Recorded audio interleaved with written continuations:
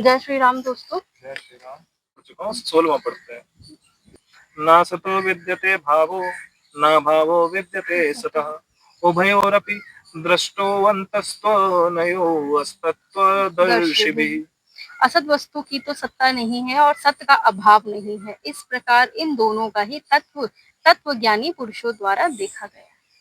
सत्य जो सत्य है, असत जो माया है, जो या जो बुराई, तो वो चीजें की कोई सत्ता नहीं, मतलब उनकी कोई ताकत नहीं है। आपको बस महसूस होता है कि उसकी ताकत है, लेकिन उसकी कोई ताकत नहीं। और जो सत्य है उसका कोई अंत नहीं है, ऐसा ही कुछ लिखा है ना, सत्य का कोई अभाव नहीं। जो सत्य है उसकी कहीं कमी नहीं, वो हर जगह है, हर जगह है। जो एक बुरा आदमी है ना, तो उसके बच्चे को आप किडनैप कर लो या उसके बच्चे की अगर आप हत्या कर देते हो, this is just an example, ऐसे सब सोचना नहीं है, राइट। तो अगर उनके बच्चे के साथ आप कुछ कर लेते हो तो उसको भी दर्द होता है, यार बच्चे के साथ क्यों किया, आया ना सब धर्म आ गया ना, बच्चे के साथ क्यों किया।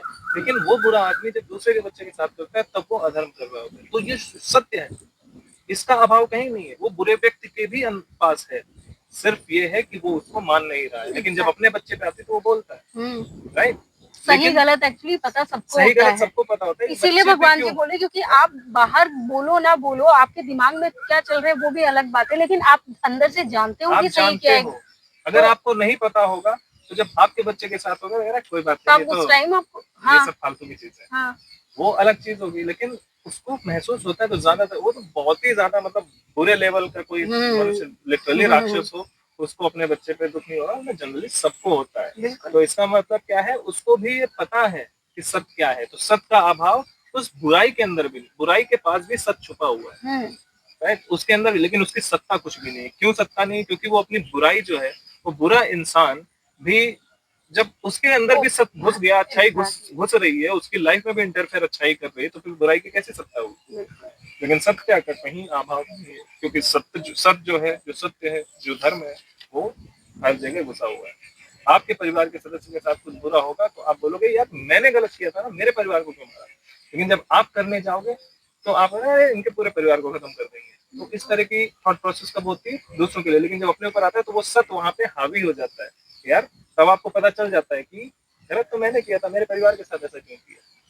तो यही चीजें हैं कि जो सत्य है उसका कहीं अभाव नहीं होता, और जो असत्य है उसकी कहीं सत्ता नहीं होती, क्योंकि सत्ता तो उसकी है ही नहीं। जो बुराई थी, जो सबके साथ वही कर रहा था, जब उसके साथ वो तो नहीं यार, ये तो गलत बात है ना, उसने बोला ना।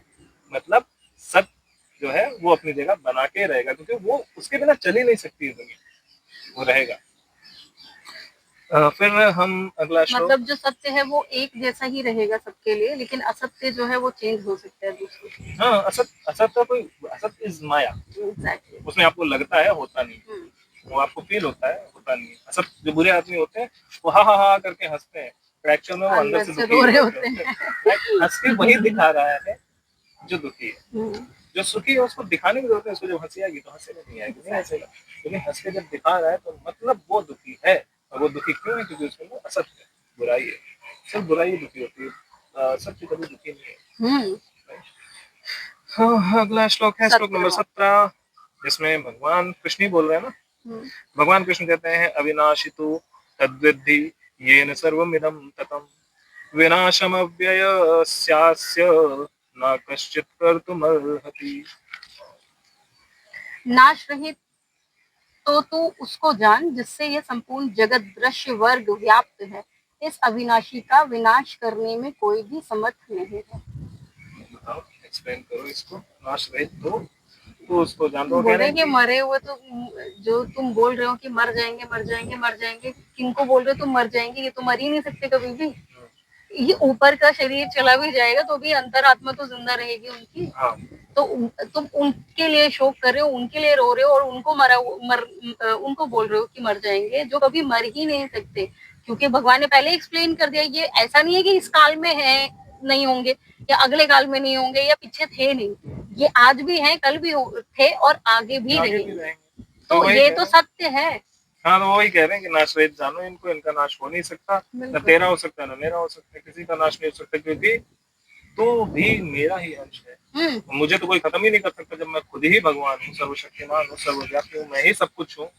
तो मुझे तो कोई वैसे भी खत्म नहीं कर सकता, क्योंकि वो सारा काम मेरा ही है। और तू जो है, तू मेरा अंश है, तुझे कैसे कोई खत्म कर सकता है? तो इसलिए तू इन सब चीजों को नाश रहित जान, जिनका नाश नहीं हो ही नहीं सकता।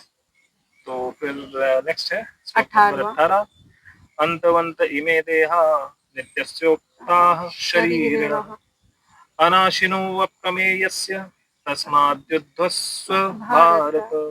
इस नाश रहित अप्रमेय नित्य स्वरूप जीवात्मा के ये सब शरीर नाशवान कहे गए हैं, इसीलिए हे भरतवंशी अर्जुन तू युद्ध कर।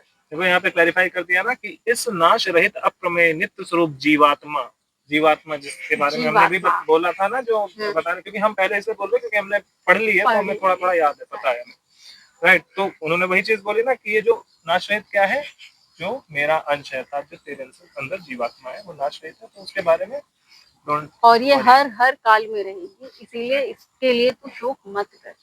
दोबारा ये सारी चीजें रिपीट होती रहेंगी, पहले भी रिपीट हुई है, अभी भी हो रही है और आगे भी रिपीट होती रहेंगी। राइट, शरीर अलग अलग होंगे, दिखने में अलग अलग होगा, लेकिन प्रॉब्लम वही रहेगी। हमारे हाथ में जन्म लेना या मरना नहीं है, लेकिन हमारे हाथ में धर्म करना है, और हम भेजे ही इसलिए गए, हमारा काम ही धर्म करना। बिल्कुल, तो जिसपे हमारा कंट्रोल है अधर्म को रोकना और धर्म को करना, तो हम उसके पीछे भागे ना कि उस चीज के पीछे जो चीज हमारे हाथ में है ही नहीं। और सही बात है। और दूसरी चीज, अब देखो हमको धर्म करने के लिए भेजा गया है, हमको ये नहीं पता धर्म क्या होता है, हमें लगता है धर्म रिलीजन होता है, मजहब होता है।